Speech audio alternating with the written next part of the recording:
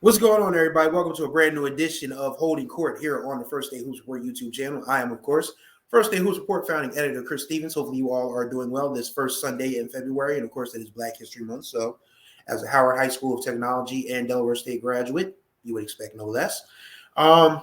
Very interesting week of basketball. We just finished last night at UnLocke The Light. SL24 UnLocke The Light Classic was beautiful. I'm looking forward to talking about that in this episode. I actually meant to record Holding Court Saturday night, but my day started early yesterday because I'm going to run down my Saturday for y'all. I actually had every intention to get up and go to Planet Fitness and get on the treadmill because I usually get on the treadmill 3 days a week. Actually 4. I run Tuesday, Thursday, Saturday, and then I go for walks on Sunday. I'm just going to go walk around my neighborhood today before the Grammys. But yeah, I got up at 8 a.m. and said, nope, not going to be able to run today because I'm going to go see St. E. Sanford girls at Sanford. So I charged up all my electronics, my laptop. I actually had the intention of doing highlights while I was at UnLocke The Light, but it just got too hectic to do that. But I went to the Sanford girls game. Then I shot down to the field house just in time to catch Odessa versus Apo, which turned out to be a really good game. And then I caught all the rest of the games. And then I got home around 10 o'clock, said, nope, I'm not doing anything but going to sleep.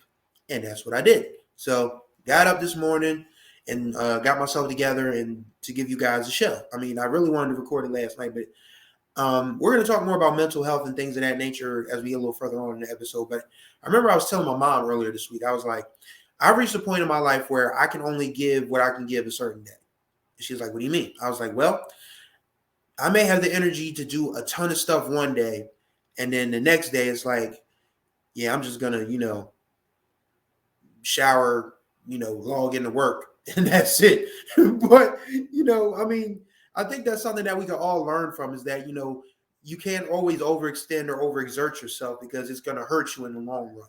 Like, you need to take time for yourself at all possible costs. And once again, we'll get more into why that ties in with mental health in a little while. But the basketball I saw this week, I didn't get to a game until Friday, and I still saw 6 games this week.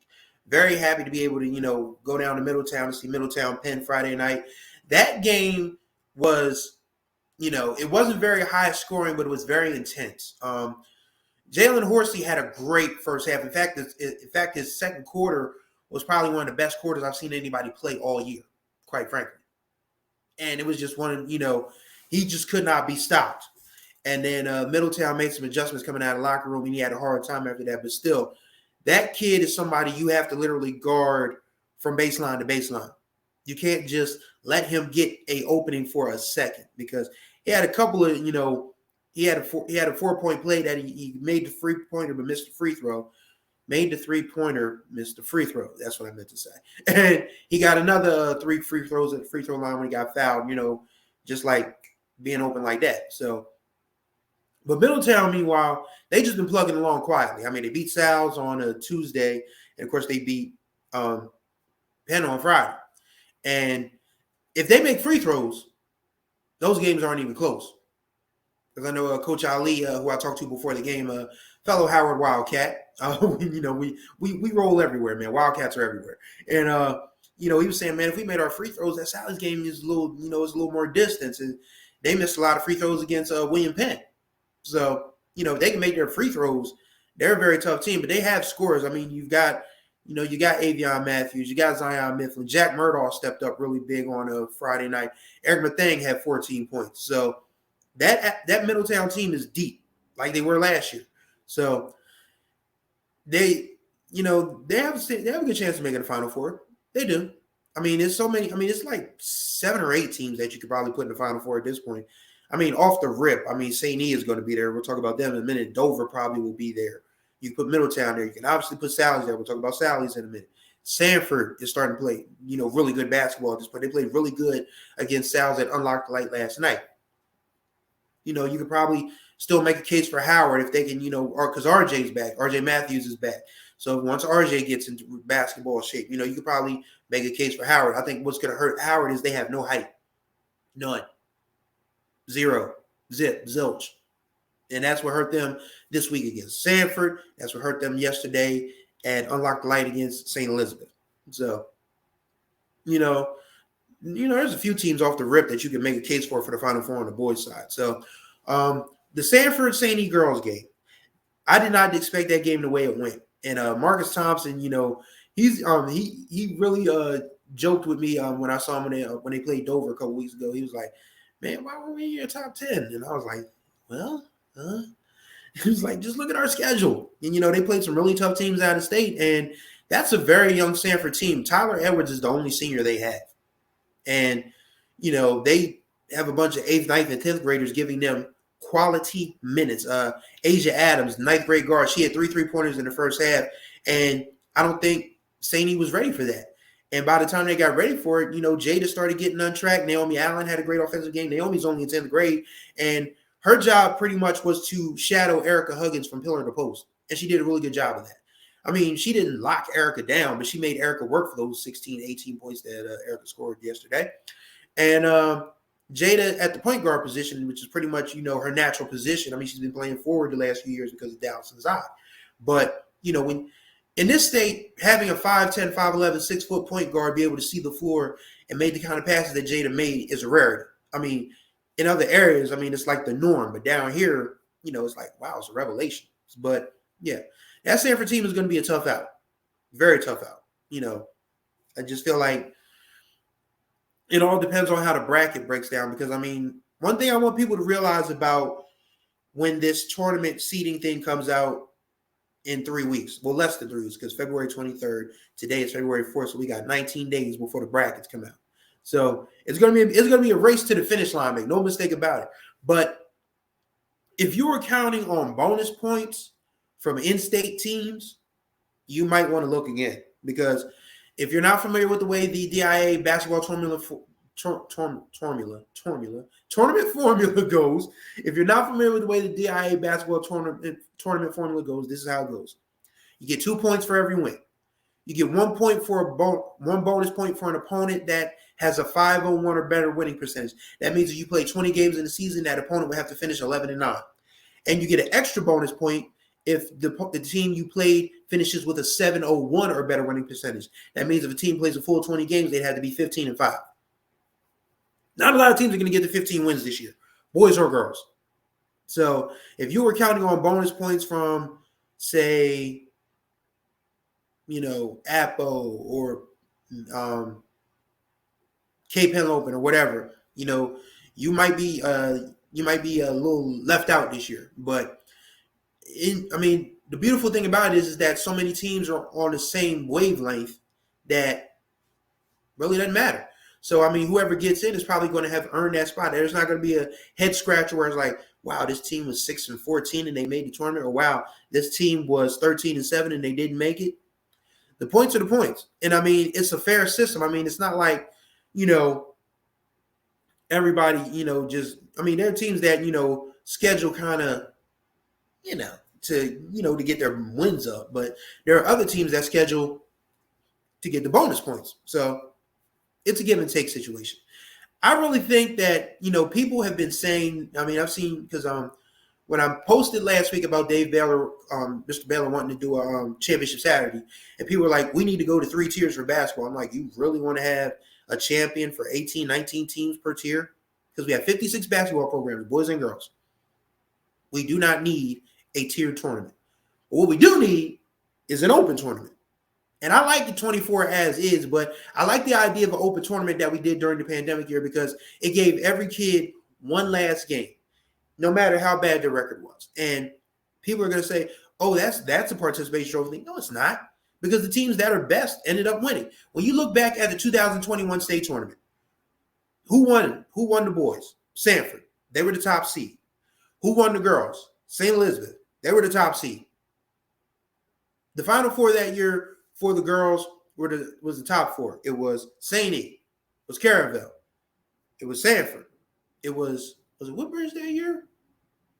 Yeah, it was Woodbridge that year. Yeah, it was the top 4. Top 4 boys. Sanford, Tower Hill, Sal's, Smyrna. And Smyrna was unbeaten going into the championship game. Everybody that was there that was supposed to be there won. So I don't see what the harm is in having an open tournament to let the kids at programs that might not be championship contenders get one last shot, one last game to play the game they love. Some may play in college, most are not, but give them one last opportunity to play.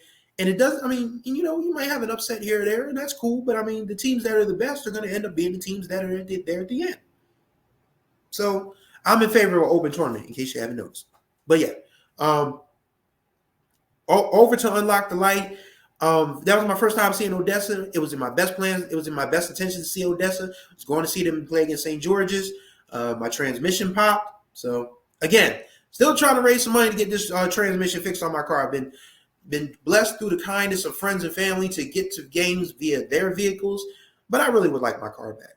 I would. So if you feel so inclined, if you like everything I do with this show, with the stories that I write, with the videos that I put together, you can donate at the GoFundMe below.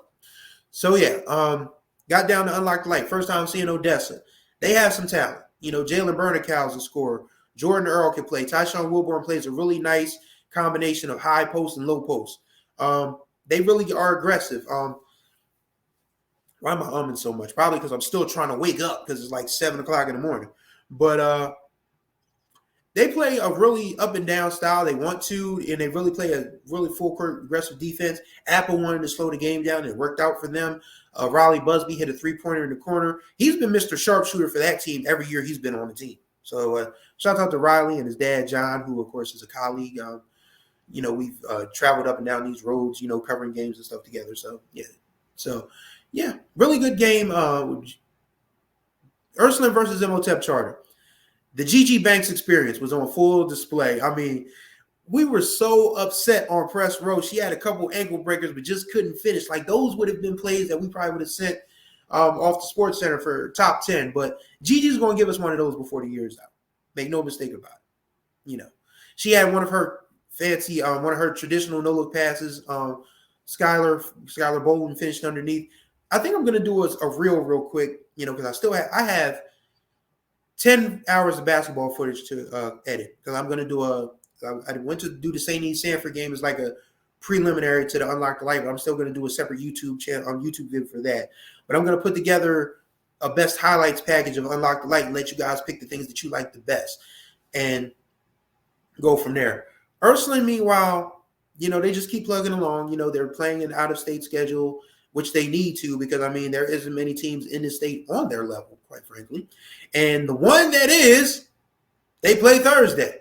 That Caravel Ursuline game is going to be one for the record books. If you have not gotten your ticket yet, and you're not a member of the media, get your tickets now. Get them now. Going to be a show. Very much looking forward to seeing Gigi and Taylor versus Speedy, Josiah, Anaya, Cherish. I want to see how Jazz and Sky defend Jordan, who used to play at Ursuline, and, of course, Bryce Lynn. That's going to be fun. That's another Game of the Year candidate, and everybody's going to be there. Sean Green's going to be on the radio call for WDEL. Mike Lang and the gang, Nick Halliday and all of them from 302 Sports, Delaware Live, they're going to be there. All of us are going to be there on press row with our cameras. We're very much excited for that game. We are literally just living for Thursday. Like, I already have got my, schedule figured out for my day job. I've already got the games that I'm going to cover prior to that. I'm going to go see AI Paddle Girls on Tuesday, and then I'm going to go see McCain Howard Boys on Wednesday. That is the Flight B championship game. Make no mistake about it. And after that, it's going to be Ursuline Caravel on Thursday. Very much looking forward to that. And to close out UnLocke The Light, as it does every year, Salesiana versus Sanford. And it was a really good game this year. Overshadowed by some controversy, which we'll talk about. Kareem Thomas had himself a third quarter. Had a dunk. And a young man from Sanford was running to inbound the ball. And I don't think he did it on purpose. He was actually running for the ball. He was right in my line of sight. So Kareem, what does he do? He hangs on the rim to protect himself. Ref calls a tech. Okay. So a couple possessions later, Kareem Thomas and Kareem Hart tie up on a jump ball. A little extra jostling because these are kids, they're aggressive. They play the game a little, it's a rivalry game. They play tough. So they kind of like, they lock up, break up. Ref calls the tech on Kareem and Kareem. And on the Kareem Thomas, that was his second technical. So what happens when you get a second technical? Get ejected. Can't play the next game. And Styles has an important game on Tuesday. They host Howard. So again, this is not a ref slander podcast. Shouts out to Sean Green. # stop ref abuse. So we don't want to, come down on the officials because, it ain't a lot of them as is. I've seen, the same guy that, was at, I saw one referee that was at Sanford St. Girls was at UnLocke The Light. So, we don't have a lot of officials as is, so we want to be mindful of that. We also want to be fair and critique and say that, some kids, some games are just like, you see some calls that are head scratchers. Like Kareem literally was trying to protect himself, because if he comes down and, he could fall on his head or he could, turn a leg or an ankle the wrong way. He was just protecting himself because, the dude from Sanford was running to get the ball and he just, was just in the line of sight. And Kareem was protecting himself. And I don't have a problem with the second tech because, they both are kind of aggressive. But if the first tech doesn't get called, then Kareem doesn't get ejected. So, that's my take on that. But my take on the overall game, though, is that everybody praying on Sally's downfall. You may want to rescind those prayers. That's still a very good team. Zach Swartout played a really good game, did what he was supposed to do. I didn't know he could jump that high because Zach had a breakaway dunk attempt and Jaden Taylor had made a phenomenal block on it. But I didn't know Zach could jump that high. It was two-hand job. He was literally eye level with the rim. I was like, okay, Zach. And Luke Brown came off the bench and had some really good dunks. When you got a guy 6'8" that can defend, rebound, and, put the ball in the basket when he needs to and that from that in close. If your shooting range is 5 feet and in, you need to be shooting about 65% from there. That's my personal opinion. And Luke did a really good job of that yesterday.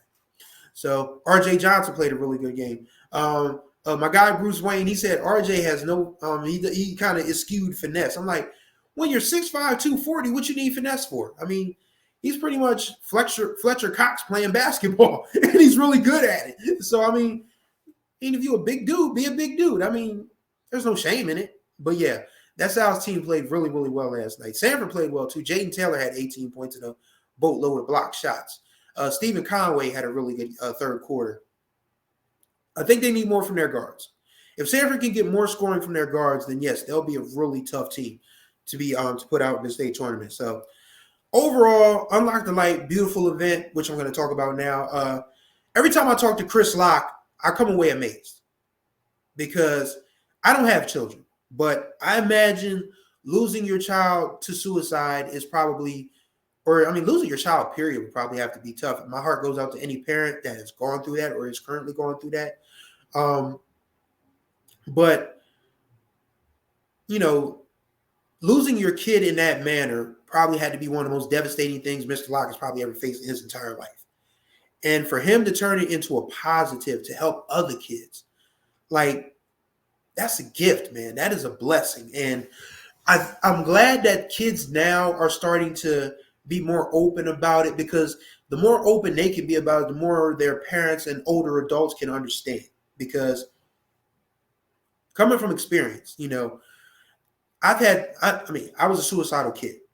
I never forget, I tried to walk in front of a dart bus when I was 11, 12 years old. And no one understood it. I didn't understand it. But I knew at the time, I just knew at the time I wasn't feeling right. And there would be days when I just couldn't get out of bed and didn't want to get out of bed. And my mom just, she didn't understand what was wrong with me. It's the thing with parents, that they didn't have the same access to mental health, awareness that we do now. Like some of our parents may not even know that they've, dealt with anxiety or, schizophrenia, different, mental challenges. They didn't have that back then. We were always taught in certain communities that therapy was for rich people. You could probably make the point that therapy and good healthcare are still for rich people. There's Affordable Care Act now, but it's scattershot at best. It could be better. But, we need to be mindful of how we, because again, I don't have kids. So this is coming from a child-free perspective. You can take this with a grain of salt or water off a duck's back, whatever you choose. But I'm happy that the kids now are able to say, I'm not okay. And that even, because when we think of, kids with reasons to be depressed and whatever, you think of kids that, may come from hard environments where, they don't know where the next meal is coming from, where they may have to sleep with all their clothes on because they don't have heat or gas or whatever. Or but there are kids with well-to-do circumstances that, they have the same challenges. Mental health doesn't care if you're black, white, male, female, gay, straight, rich, poor. It affects us all. And the more we can talk about this, the more we can work towards solutions. And that, to me, is the greatest gift that Mr. Locke and UnLocke The Light have put into our hearts and to our lives right now. Because, and I like that they did the video with the kids, with the players that are like, I'm not just a basketball player, I'm a student, I'm a brother, a sister, a peer mentor, because the ball is going to stop bouncing for these kids at some point. I'll never forget when I was doing a SWAC media day for HBCU sports, there was a football coach that said, you're going to be a former football player longer than you are a football player. And these kids are going to be former athletes longer than they are athletes. If Lord willing and the creek don't rise, you're going to be living life as a regular person more than you are as a basketball player or as an athlete, period. And you need to be able to say that, okay, I am more than what I used to do on the basketball court or what I do on the basketball court.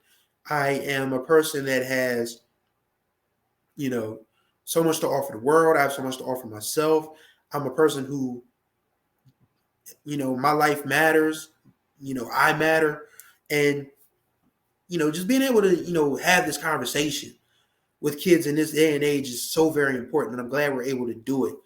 It's just like one of those things where you wish you see these kids now being able to say, I'm not okay. And you look back and say, geez, I wish I had that opportunity. But now as an adult, we're able to say it because now we understand that mental health isn't just something that, you ascribe to, because back in the day, you used to say whenever somebody was struggling with that, you say, oh, just, this person's crazy or this person got issues, it was very taboo.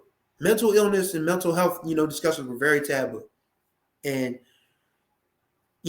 now that we're starting to unlock the light, we're starting to see now that it doesn't matter, what background you come from, your race, how you identify as a gender or who you love or anything like that, who you're attracted to or anything like that. It's just that this thing, this brain, the brain, like most of the body, it's fragile. It's fragile, man. We're not indestructible people and we don't have indestructible brains. It's just not the way of the world. And the more we can talk about it, the more we can start finding solutions, the more we can start putting, better procedures in place to help people who may be struggling with self-harm or feeling like they may not want to be here or feeling like they have nothing to live for. And that's the gift that the SL24 and Unlock that's the gift, that SL24 and the Unlock the Light Classic has given us. And we need to be, we need to keep pushing this event. We need to keep promoting it. We need to keep putting it out there that it's okay to say you're not okay. It's okay to reach out and talk to somebody if you need help because, we're all human. We all face challenges. We know nobody has a perfect life. Nobody is a perfect person. And the more we figure that out, the more we can, help each other through, these difficult circumstances because life is crazy. No matter what you have, no matter what advantages you have, it's crazy. And the more we can help each other through it, the better off we'll be. And that's going to do it for this edition of Holden Court. Greatly appreciate y'all's time as always. We'll see y'all in the gyms this week. Once again, all the contact information and our website links will be in the description below. Also, once again, still trying to raise money to get this transmission so I can get my car back on the road. But if you so choose, the GoFundMe link will be in the description below. You can donate it. You can share it. I'm going to share it as much as I can. But once again, beautiful week of basketball, beautiful event. So thank y'all for rolling with me this week. And we'll see each other in the gyms this week. Until that time, y'all take care of yourselves. Get this recording done. And each other.